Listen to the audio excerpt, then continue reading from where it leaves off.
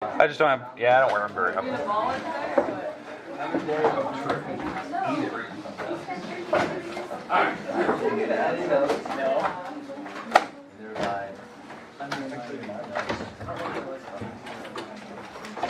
My notes? I have some actually. I have all the absolute value. I wrote down like 3 words. I did not sign the backside of that sheet. I was drawing. Okay. Cross it out and make it appropriate. Yeah, send the email. Yeah. Yeah, I was going to, but it's not very. Okay, real quick, let's take a few notes, then I'll give you time to work. I said I'd give you about 15 minutes today to work, and then we're going to take a few notes at the very end of the class, kind of like what we did the other day. So, here we go. The section we're going to be moving into today is going to be P.3, which is the title of the section itself is called Radicals and Roots. So that's what we're going to be moving into, but what I want to start with today is I want to do a quick review of the homework. Okay, now, if you didn't get it yesterday, the homework was page 28, numbers, was it 31, blah, blah, blah, blah, 32, up through 96. So yeah, so 32 up through 96, okay? When was that due? Friday, tomorrow. Okay, so due Friday. That's tomorrow. Okay. So due Friday, that is September 1st. Okay, keep that in mind. That is September 1st. That is tomorrow. So keep that in mind. I want to make sure that you guys have a little bit of time to work. You can ask questions. I think it's somewhat easy. But after we're done with that today, after we do a few examples, because I do want to do a couple examples before I let you just kind of work on that. What we need to get going to today is I want to intro for the first time. I want to introduce radicals and roots, right? Basically what I want to go through today is kind of the vocab terms that are involved with that. And do we know just the overall, other than vocabulary, do we just know the overall structure of how to handle that type of problem? So structure or process. Okay. We're not going to go too far in depth today. I said I was going to do about 10 minutes worth of notes, not even that at the very end. Just because I want to introduce it so we're not completely lost when we walk in here tomorrow and I throw us in the deep end. We're trying to do difficult radical problems. Okay. Now the good news is some of you might remember it from last year, like little pieces. Like not everything. Like I don't expect it to remember every little detail, but some of you might be pretty good at this. Like you'll remember some of the stuff we're going to start with. Some of you will be like, I don't remember it, I wasn't good at it then. That's fine. I'll get us to a point where you're comfortable with it. Because it is important. You won't believe it, but we do a lot of radicals and roots throughout the year. Like it's just a part of pre-calc, we just have to get used to it. So after a while, it just kind of becomes second nature to us. But anyways, let's talk about the homework itself. There was one particular problem that I want to start with, just to kind of get us on the right frame of mind. And it won't be in your homework, this is kind of overkill, but I think it's kind of an interesting problem because it kind of mixes a lot of different things together, and maybe it will make sense to us. So, for instance, let's say I want to take the number 150 million. 150 million times 0.0039, and then I want to divide by 2,780 times 7. Okay. Now, you're looking at it going, oh my god. I don't expect you to do this by hand. It's stupid. It's ridiculous. But you do need a calculator. But if we were to ever have a problem like this, like maybe in the homework, I didn't assign any of these, but how would you attempt this? Because this would be more like a physics, chemistry problem where you're dividing really small numbers. Like you're trying to find a certain count for electrons. Change a big number to 1.5 times 10 to the Okay. Yeah, so, yeah, you're absolutely right. You want to change these numbers to scientific notation because it actually does make the problem easier. So you're right. So, Macy, walk me through that first problem. The upper left corner, please. Scientific notation, please. Okay, so I go 1.5 times 10 to the Times 10 to the what? 8. 8, I agree. Okay. Now, if you didn't quite understand where she was coming from, you are correct, thank you. The decimal was in the back of the 150 million. She moved it all the way up until it was right behind the number 1 and then counted how many spots did she move it. She moved it 8. How I get there so fast and how she does it, I count by 3s. 3, 6, and then 2 more, 8. So that's how I always use the commas to help me count really quick. Okay, so that is 1.5 times 10 to the 8th, and again, why times 10 is because it moves decimal points. So it would go back to the original.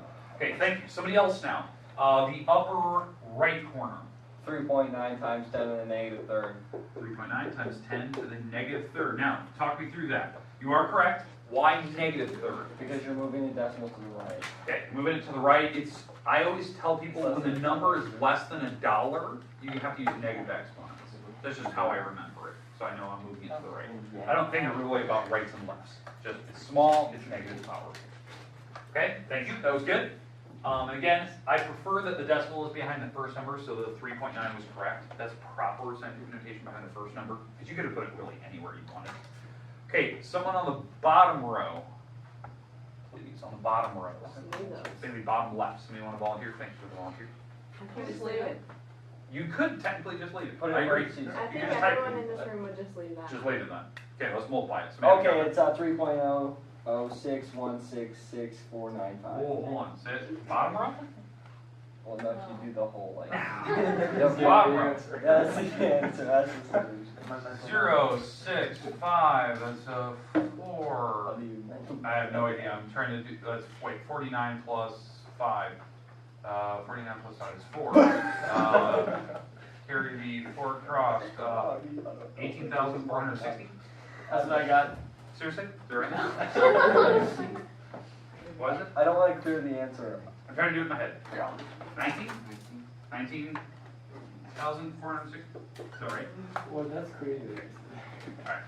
You're off. Can't be messing up. So, that's right. Alright, but anyway, now the top row, how like I always tell people how to do the top row really quickly is you take 1.5 times the 3.9, just multiply that number out, and then we'll just tack the times 10s behind it. I don't really care about those, so just throw them to the back. So 1.5 times 3.9, please.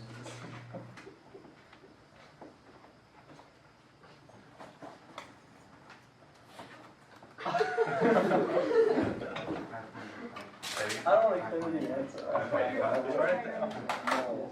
5.85 times 10, and now 10 to the 5th. Now, how do you get the 10 to the 5th? You are correct. You added 8 and 3. It's a. Combining like terms, because remember, we're putting the times 10s in the back because we don't really care about them. They just combine the 8 and the negative 3 make it 5. Okay, bottom row.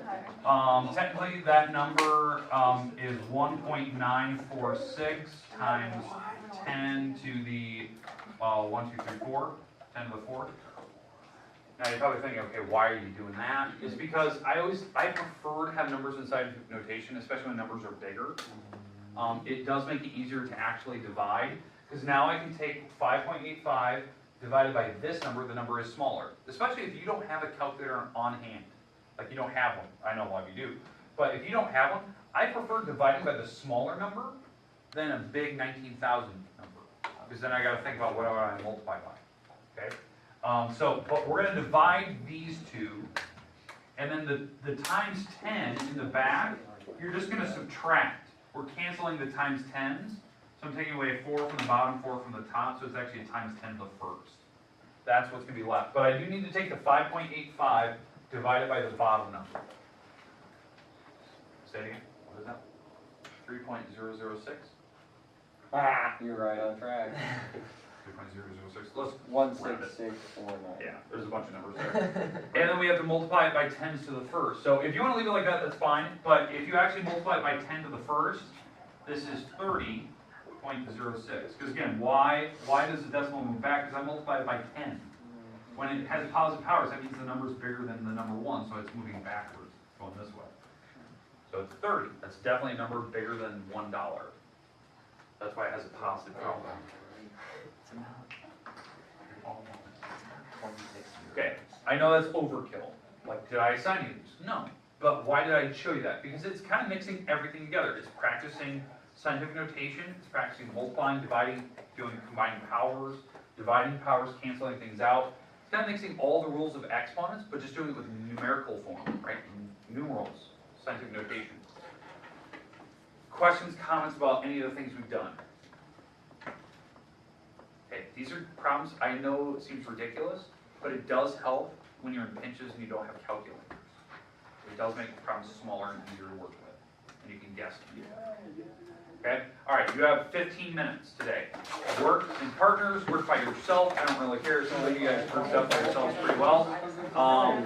Homework's due tomorrow. I'm going to try to start making an answer key. I believe websites all up to date, has videos, pictures, whatnot. If somebody's taking notes today, I'll take a picture. I don't want to make Nancy do it every time, but if she wants to, that's fine. Wait, were we supposed to take notes of what just happened? If it helps somebody. I was diligent. Alright, it's not a big deal. But homework's due tomorrow. If you forgot to turn in yesterday's page 15, it is technically 15% off now. Oh, late. Get it turned in. And that should be in tonight. I sent an email out about the name my fish. If you never want to name it, that's fine. Just delete the email. It won't hurt my feelings. You sent it out? I sent it out. When? It just went out like 2 minutes before you walked in the door. You guys Oh. So, I'm gonna oh, you got that? Doug McDermott. You'll get there. You got your own email.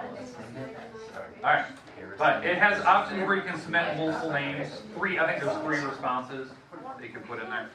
And then whatever one's the most popular, because I have some feeling that there's going to be some popularity to certain names. People will have the same ideas. They talked it over. I'll put it in a vote. We'll vote. Let's have it named Savage. What? The same of it, Savage. Savage. Alright. Who said they were going to feed my fish today? Me. Feed it. Okay, so you move slides. Yeah.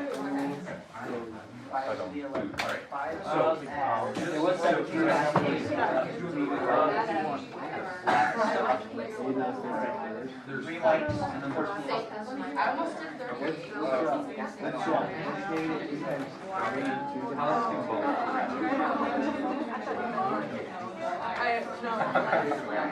Okay, now when you do the help, put 3 names, you don't have to put any 3 smalls, don't have to be chunks, 3 smalls, and then help them for 1. Why? Why do you talk to the third person? Came to mind. Yeah, they're in the corner, you'll see them. Alright, now. That's a huge one, that one's like a big rock.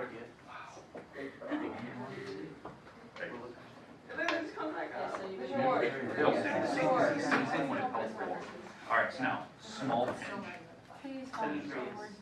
I usually try to draw that row. And you draw. Boom. Put it there till certain. He likes the flick stuff better, and I've never had a beta in my before. Usually beta, what do you use? 5.7. Alright, so we have a question.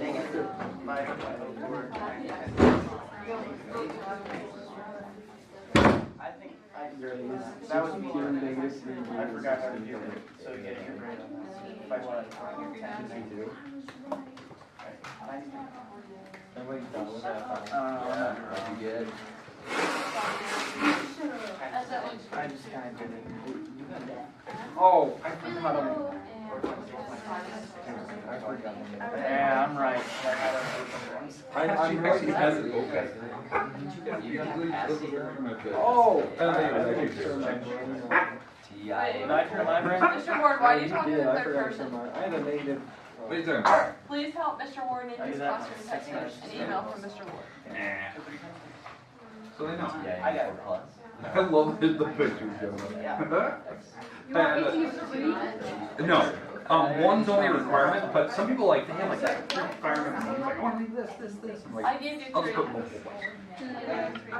Okay, it's fine. You're not gonna like this one. And I give you a picture so you can visualize what he looks like. Maybe he looks like a shark eating it, I don't know. Let's name him his scientific name for being a beta. At least 200, right? Alright. You count like, no, we're not only that. Why are you sabotaging me? Why is it up here? Okay.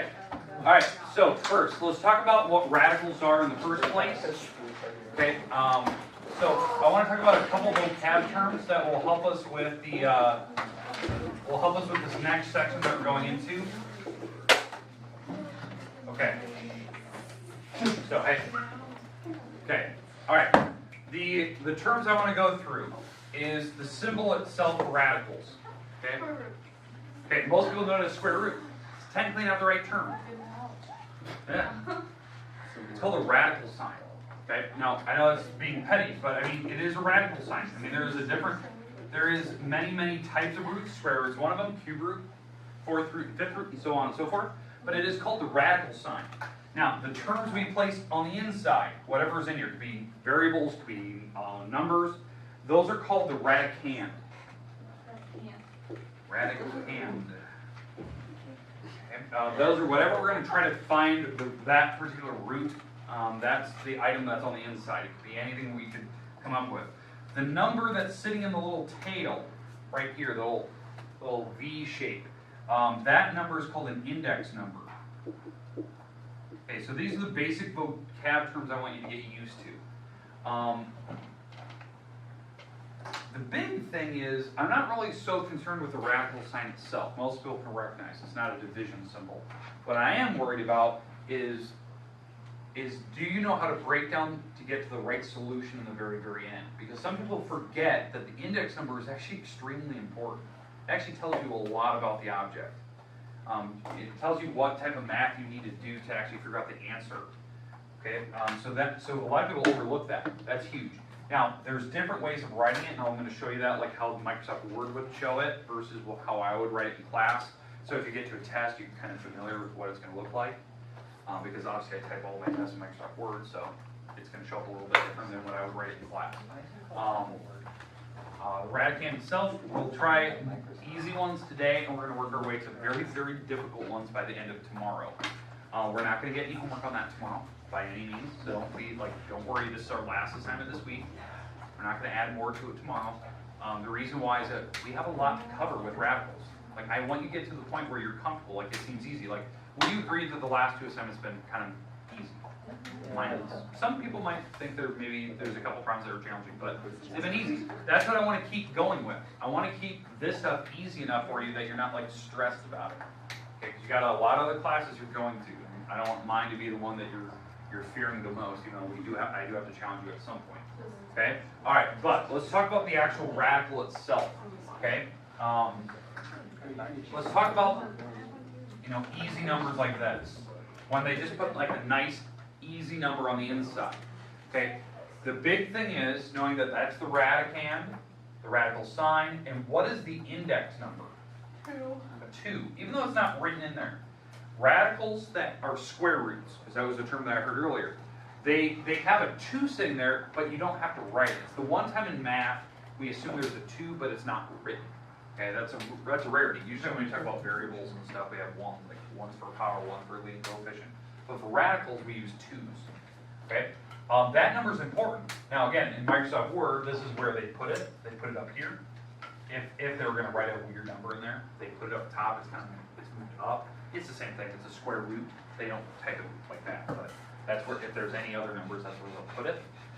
Basically, what you're doing is that this index number tells you how many numbers you're trying to multiply together to get this radicand. So in this case, I'm trying to multiply 2 numbers together. The same number, mind you, not different numbers, but the same number that would give me 36. So what number can you think of? 6. 6. Or Negative 6. Negative 6. Because square roots have 2 answers. Because what's the index number? 2. There's 2. There's 2 technical answers. Now, most people forget, why is it a 2 sitting there? Why is the square root of 2? Why is there 2 answers? Because this problem, right, what you're looking at here is from this.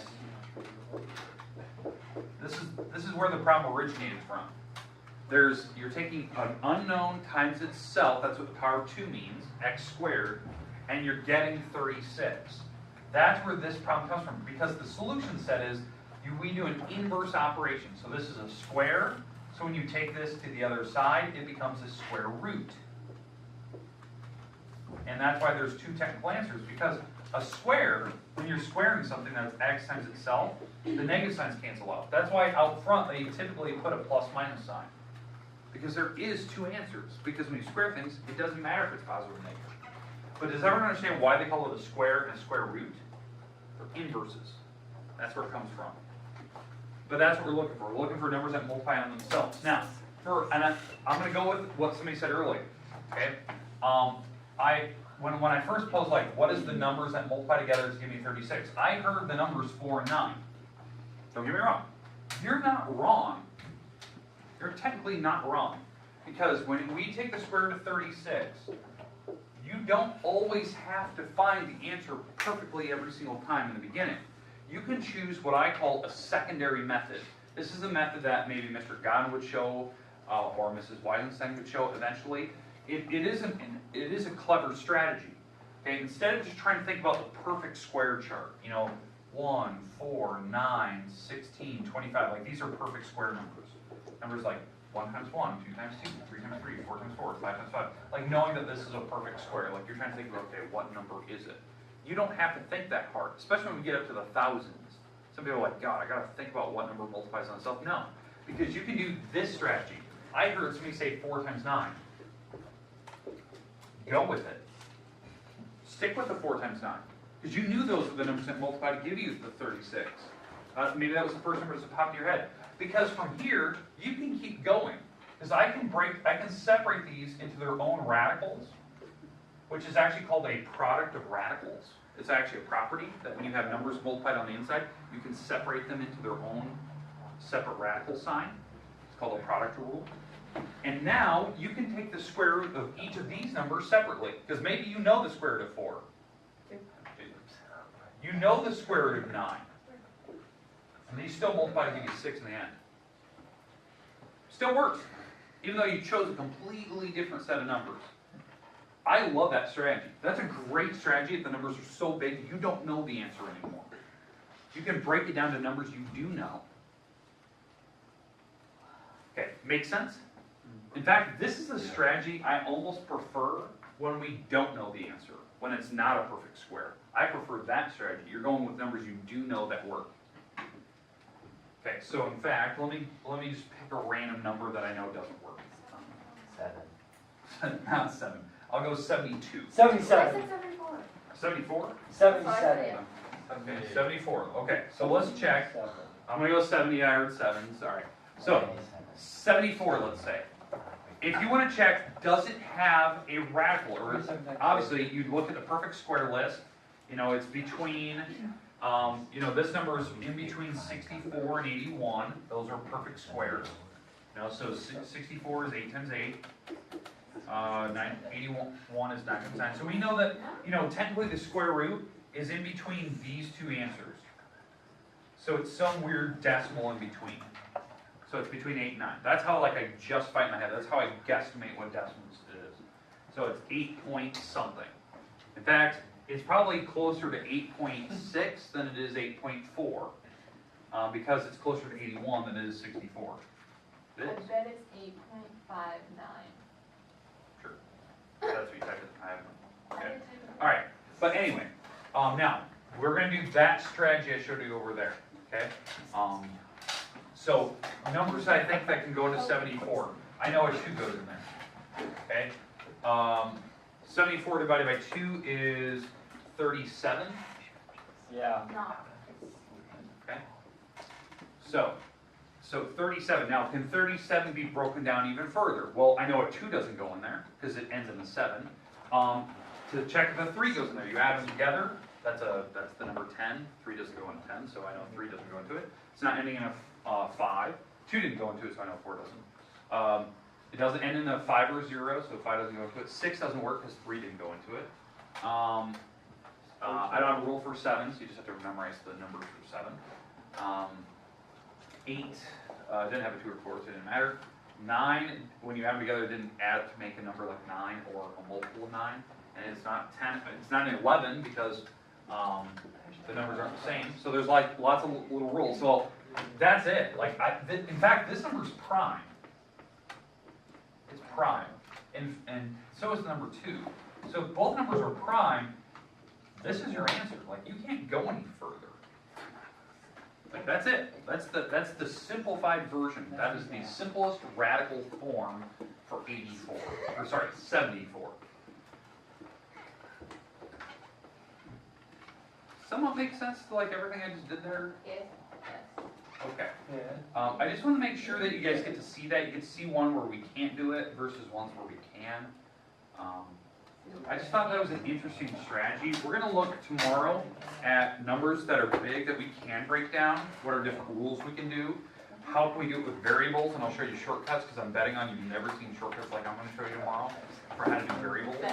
But yeah, so that's kind of where we're going. Does everyone understand that? Yeah. Done for that. So where are you getting a picture of this? Okay, love it. You can take a picture of mine next. Oh. Justin, did you actually take notes?